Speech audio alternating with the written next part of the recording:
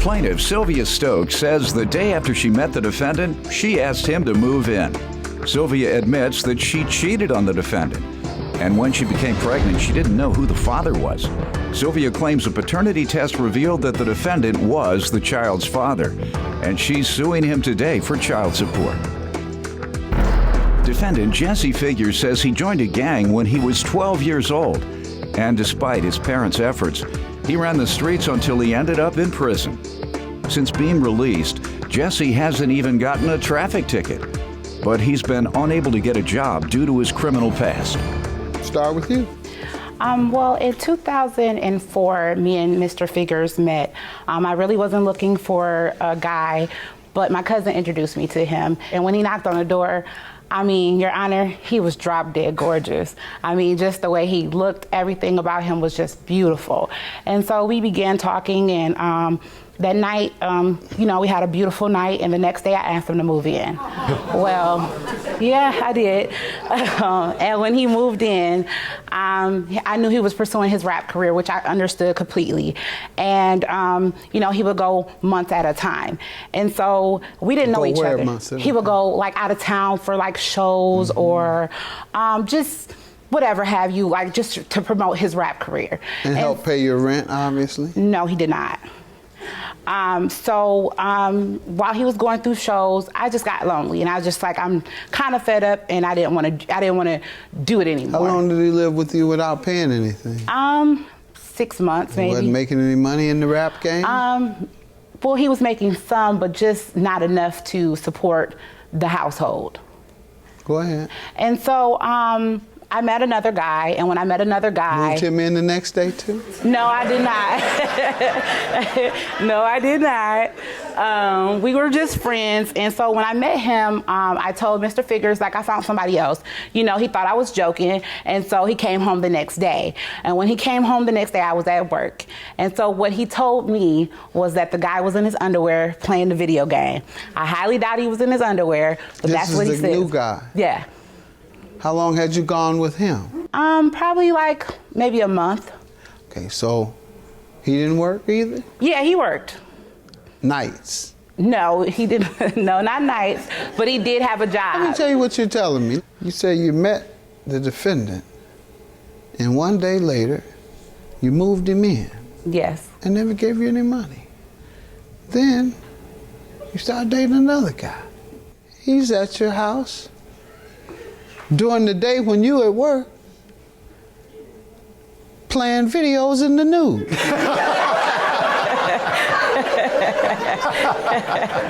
That's pretty much it, yeah. That's true. Go ahead, what else, ma'am? It was just, he came in, he called me at work, told me he was moving out because of whatever, they got into it or whatever have you. And so, I told the new guy, like, I kind of want to work it out. So Mr. Figures came back 2 days later, and that was July 4th. And 2 weeks later, he left again. So me and the other guy hooked up. Well, 2 weeks later, I found out I was pregnant. I didn't know who the father was. And so the child was born on the St. Patrick's Day. And so Mr. Figures came to the hospital and... St. Patrick's Day? Yes. Looked like Doyle, did it? No, it didn't look like Doyle. I knew you were going to say something like that. Go ahead. So, they were both at the hospital, and a fight started. It was just a big mess. Yeah, I don't blame them. I'd be fighting, too. That's a good deal they had with you, Doc. If I got a woman that will let me come in and play videos all day in the nude, don't have to give her a dime, or I can go on the rap scene and whatever money I make, I put it in my pocket or smoke it up in weed or blunts or whatever and come home, don't have to give her a dime, I'd fight over you too. You still got those deals going? No, I don't. All right, go ahead. So after the hospital incident, I told Jesse, we need to take a blood test. So we supposed to went to Maury. No, all right. No, we didn't go to Maury. People go to Maury to make the determination and they come to me to enforce it. No, we didn't go to Maury. Let me hear from you, sir. I mean, she gave us a whole brief description on everything that happened. First of all, I love my kids. Unconditionally, I love my kids. How many you have? I have 7. 5 that's mine and 2 that's not mine. How old are you? 32. Go ahead. What else you want me to know? Okay, they range from 13, 14. Even the ones that's not mine, they still mine. I got custody of my 4-year-old daughter right now. Been taking care of her for 3 years straight without no help. Now, I love my kids unconditionally. That situation that happened with her, that is true, but I was giving her money. At the time you were rapping, you were bringing home money? I was giving her money, and her mama can bear witness that, because her mama loved me. And when she also found out that the baby was mine, it was no question. Okay, the baby man came out looking like me. I came to the hospital to come check on my baby to see, this my baby? It was my baby. He come in there ignorant, acting belligerent. Nude. So, Nude. With his video games. Hey, however it go, and I stood my grounds. So that comes all about that, whatever. Down the line, her mama called me and say he's beating on her. So he beating on her because he found out the baby wasn't his. I come up there, beat on him. Stay in the crib with her for about 6 months, because he busting in the doors, he kicking in windows, he stealing from the kids. I had to change the locks on the doors and everything. Man? That's true. I'm not gonna lie about that. He rescued me. What year was this? That was in 2007. All right. Fast forward to the child support you're suing for today. Well, we have 2 children, and what's the amount? $23,226.15. What are you reading from? That's horrible. When's the last time he paid, ma'am? This was the last time he paid the child support. This year was the first and last time he paid child support. First and last since 07? Yep. Sir, let me hear from you. Yes, sir. A little bit about me, my background. I'm from Altgeld Gardens, Chicago, South Side. I was in the gang since I was 12 years old. I seen some of my best friends die. That is no excuse. I lived my life on the edge. I had a father and a mother that was there for me. My father was coming to get me out of gang meetings and drug houses, and I still didn't learn my lesson. So I ended up going to prison and having a bad background. Now, during my incarceration, I felt like this is not me, and it shaped and molded me. So since I've been out of prison since 2004, I haven't had a traffic ticket. But I've been trying to get jobs. It's hard for me because of my background. And I feel like they not judging me on my character, who I am today. They looking at my past. Now, there's no excuse. I done had 4 jobs since 2007. And I don't know why they weren't giving her the money, or it didn't catch up at the time. Why couldn't you give it to her? I don't understand. I mean, I was giving her the money. The job didn't get her pregnant. What do you mean you don't know why the job didn't give her the money? Sorry, Your Honor, excuse me. I was giving her money and coming to get my kids. She was bringing my kids to me also. Okay. So what I could give, I was giving. But as far as the child support, this is what I'm saying. No job, they don't look at it like that. It's no child support. So that got to come from your employment. I can't get a job. I've been trying. It's hard out here for me because of my background. And I really have been trying. Did you go to I school? wouldn't be here right now today. Did you go to school?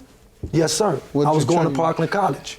I was going to Parkland College in Okay, and what Champaign. type of certificate, degree, or training? I was going to get my GED. I got my HSED when I was incarcerated. But when I found out that I was incarcerated in Wisconsin, that it didn't count in Illinois.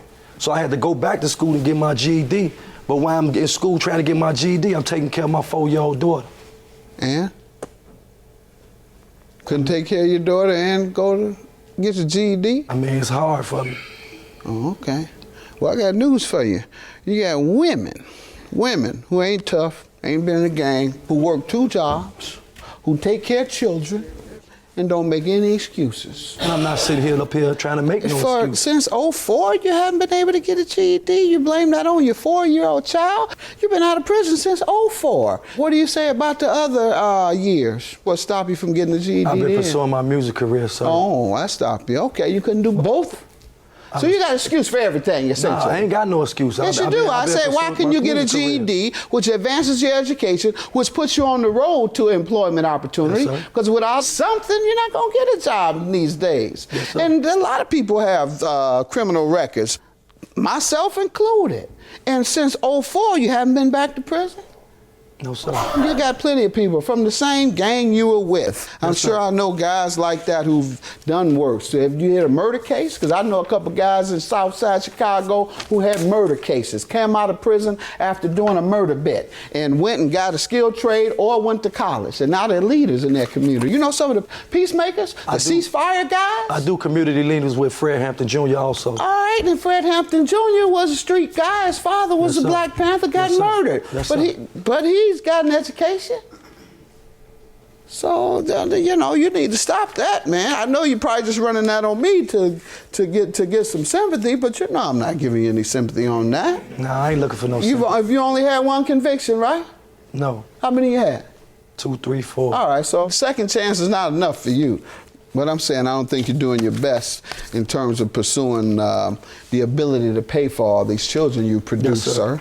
You can get a GED, you can go right around there to Malcolm X College. You can go a lot of these community colleges. They have direct-to-work programs where they get ex-felons. They have ex-offender programs specifically designed for ex-felons because corporations get tax credits for hiring ex-felons. Yes, sir. There's a second chance act by your own congressman on the South Side, Congressman Danny Davis. Have you ever been a part of any program for ex-offenders? Yes, sir. I've been a part of the CHA program for ex-offenders where we go up there and talk to them about ex-offenders getting jobs and landscaping companies with WeThePeopleMedia.com. All right. Did you benefit from it on the other? Did you get a landscaping job? Nope. Why? I just went up there and spoke for the convicted felons that's not You getting no need to jobs. join, not speak for him, sir. Join them. Yes, sir. All right. $5,000 is your judgment. He has no legal defense to paying. He just can't pay. And I don't think you're doing your best, sir. You could have done a lot better. What you do, and I advise ex-offenders all the time, keep getting an education until you do get a job. If it's 5, 6, 8 years, you have a PhD by then. Judgment for the plaintiff. Have a good day. $5,000. I know that you're trying to be a father, and I just hope that you be in your kids' life a little bit more, and I hope that you call them more often and just be in their life, because that's what they want, and that's all I came here for. And that's all I want too, so. I love you, I love my kids.